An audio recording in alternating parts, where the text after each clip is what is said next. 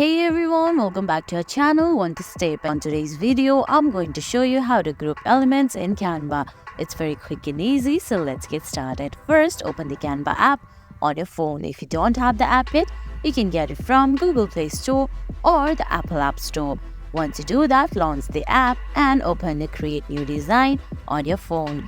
Now, from the elements, you can select different shapes, stickers, or anything from there, like other photos, videos, charts, tables, anything. I have selected few shapes, stickers. I might add an arrow as well.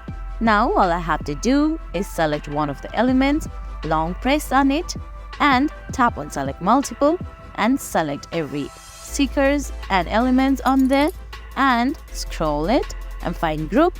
And guys, that's it. Now you can move all these elements in a group. And guys, that's it. That's how you group your elements in Canva. I hope you found this video helpful.